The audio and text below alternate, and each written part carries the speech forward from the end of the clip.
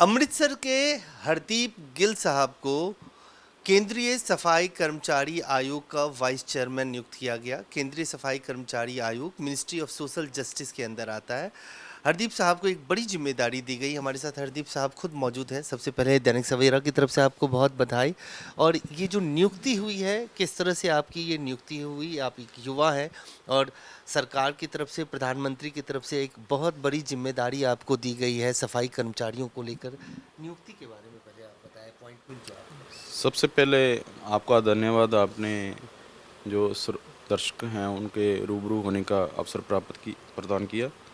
मैं धन्यवाद करना चाहता हूं सबसे पहले तो ईश्वर की कृपा से देश के माननीय प्रधानमंत्री श्री नरेंद्र मोदी जी, माननीय गृह मंत्री श्री अमित शाह जी और हमारे राष्ट्रीय अध्यक्ष श्री नितिन नवीन जी, पंजाब की पूरी लीडरशिप जिन्होंने मेरे कंधे पर पूरे देश के सफाई कर्मी हैं उनके जिम्मेदारी डाली है। तो और मैं उनको विश्वास दिलाता हूँ जिन भावनाओं को लेकर, जो अपेक्षा उनके मन में है सफाई कर्मियों के प्रति, उसको हम पूरी ईमानदारी से निभाएंगे। अगर हम 24 घंटे भी काम करें तो भी कम है, क्योंकि जिम्मेदारी काफ़ी बड़ी है और काफ़ी कुछ होने वाला इसमें बाकी है। क्योंकि आज तक ये जो समाज है, हमारे समाज के लोग हैं, जो सफाई कर्मी हमारे भाई बहन हैं, इनको आज तक प्रताड़ित इतना किया गया कि इनको बढ़ने के लिए अवसर प्रदान नहीं किए गए।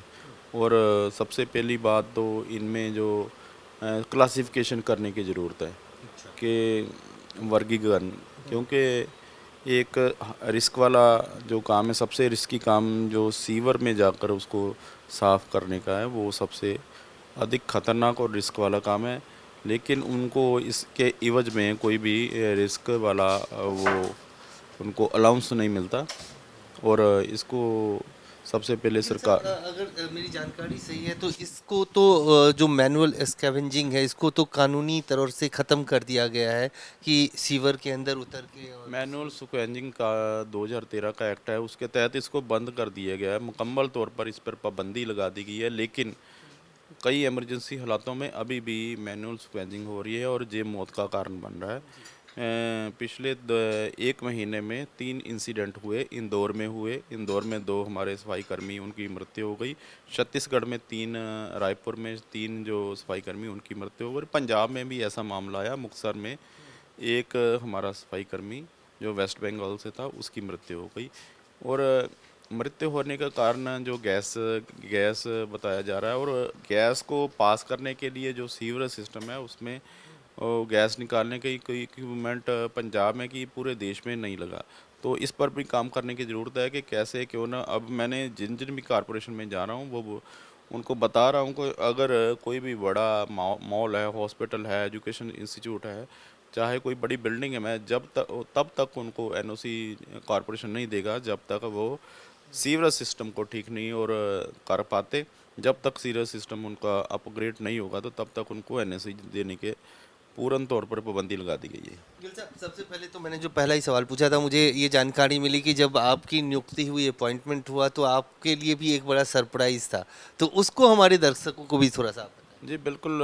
मैं तो जब नियुक्ति होती है तो मैं अपने क्षेत्र है जंडियाला गुरु, वहाँ मन की बात सुन रहा था और एक बैठक भी कार्यकर्ताओं की वहाँ प्रशिक्षण शिविर की बैठक वो ले रहे थे। तो तभी एक फ़ोन आता है दिल्ली से कि आप तुरंत दिल्ली आइए। तो विषय मुझे को बताया नहीं गया। तो अगले दिन भी मुझे विषय नहीं बताया गया। तो बाद दोपहर को अगले दिन एक मेल आती है। तो मेल से मुझे पता चलता है कि मुझे इस आयोग में माननीय देश के प्रधानमंत्री श्री नरेंद्र मोदी जी ने काम करने का अवसर दिया है। ये मेरे लिए सरप्राइज की बात थी। और इसके सबसे अधिक सरप्राइज़ ये रहा कि उन्होंने, कभी मैंने सोचा भी नहीं था कि इस आयोग का मुझे वाइस चेयरमैन बनाया जाएगा। ये भी उनकी मेहरबानी हुई। गिल साहब, आपको बने हुए 1 महीने से ज़्यादा का वक्त हो गया और आपकी जिस दिन नियुक्ति हुई और उसी दिन फौरन आधे घंटे के बाद आप यहाँ पे आए, आयोग के ऑफिस में आपने अपना चार्ज भी ले लिया। पिछले 1 महीने का अनुभव, जिसमें आप देश के कई राज्यों में गए हैं, किस तरह का अनुभव रहा? और ख़ासतौर से सफाई कर्मचारियों की कौन सी ऐसी बड़ी समस्याएं जो आपकी नज़र में आई हो?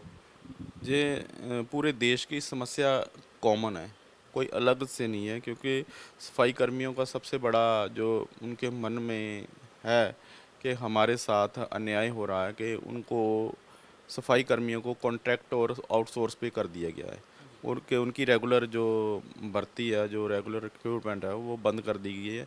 और हमारा सबसे पहला लक्ष्य यही है कि इनको कम से कम सफाई कर्मी हैं, क्योंकि काफ़ी महत्वपूर्ण है, काफ़ी ये इनका रोल रहता है समाज में। तो इनकी जो भर्ती है वो रेगुलर बेसिस पे हो, ना कि आउटसोर्स पे। जी, आउटसोर्स पे हो। आउटसोर्स पे क्या होता है कि ज़्यादा मुनाफा जो है ठेकेदार उनकी जेब में जाता है, और जेब जो काम करता है वो बेचारे फिर दो वक्त की रोटी के लिए संघर्ष करते रहते हैं। नहीं गिल साहब, इसमें कॉन्ट्रेक्चुअल में ये है कि उनको कोई उनकी पेंशन नहीं है, उनका कोई मेडिकल इंश्योरेंस नहीं है, कोई उनको सोशल सिक्योरिटी से बाहर रख दिया जाता है। एक ठेकेदार होता है जो कॉन्ट्रैक्ट पे रखता है, और जैसे ही कॉन्ट्रैक्ट खत्म होता है वो व्यक्ति, वो सफाई कर्मचारी बिल्कुल सड़क पे आ जाता जी बिल्कुल। इसके लिए हमने भी अभी प्रपोज़ल बना रहे हैं, जल्द ही इसे केंद्र सरकार तक डिस्कस करके इसे अमली जमा पहनाने की कोशिश करेंगे। कैशलेस इंश्योरेंस भी इसमें है, इसमें उनके बच्चों की पढ़ाई का भी है। जैसे मेरे को लोग रोज़ रोज़ बताते हैं, तो मैं एक आवास योजना का गुजरात में बहुत अच्छा काम चल रहा है, डॉक्टर अंबेडकर सफाई कर्मी आवास योजना। हम कोशिश करेंगे कि देश के प्रधानमंत्री नरेंद्र मोदी जी को मिलकर इस जो गुजरात वाली आवास योजना है, ये पूरे देश में लागू करवाने की कोशिश करेंगे। गिल साहब, चलते चलते एक सवाल, अमृतसर से दिल्ली तक का ये सफ़र 1 महीने से ज़्यादा का वक्त हो गया। पंजाब के संदर्भ में आपने क्या देखा है कि पंजाब में भी एक बहुत बड़ी तादाद में सफाई कर्मचारी हैं।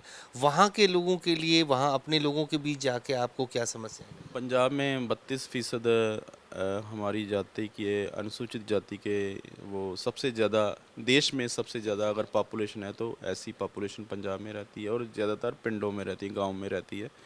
तो उसमें उनकी जो हालत है, देखने को पंजाब बहुत खुशहाल है, लेकिन जो रियलिटी है कि गांव में उनकी जो हालात है वो काफ़ी दयनीय है। और उनको सुधारने के लिए जो केंद्र की तरफ से जो सुविधाएं दी जा रही हैं, केंद्र की जो स्कीमें हैं, वो लोगों तक सही तरीके से नहीं पहुंच रही। तो उसके लिए हम प्रयास करेंगे कि कम से कम जो सफाई कर्मी हैं, कोई क्लास 4 हैं, जहाँ अनुसूचित जाति के जो लोग हैं, उन तक केंद्र सरकार की जो सुविधाएं हैं वो पहुंचाई जाएं, ताकि वो अपने बच्चों का, अपना और अपने परिवार का सही ढंग से वो परवरिश कर सकें। धन्यवाद। हरदीप गिल साहब, एक बड़ी जिम्मेदारी, अमृतसर से निकलकर यहाँ दिल्ली के, कहते हैं लुटियन के, खान मार्केट में इनका दफ्तर है, जहाँ तमाम और आयोगों के भी दफ्तर हैं। केंद्रीय सफाई कर्मचारी आयोग के वाइस चेयरमैन बनाए गए हैं और देश भर में घूम रहे हैं, और देश भर में घूम के सफाई कर्मचारियों की जो समस्याएं, जो सालों से जिसको नज़रअंदाज किया गया, उसको अब लोगों के साथ सामने ला रहे हैं, और उसके लिए एक अच्छा ब्लूप्रिंट तैयार कर रहे हैं, रोड मैप तैयार कर रहे हैं, जिसको आगे आने वाले समय में आयोग की तरफ से, सरकार की तरफ से लागू किया जाएगा। कैमरामैन फिरोज के साथ अजय झा, दैनिक सवेरा, दिल्ली।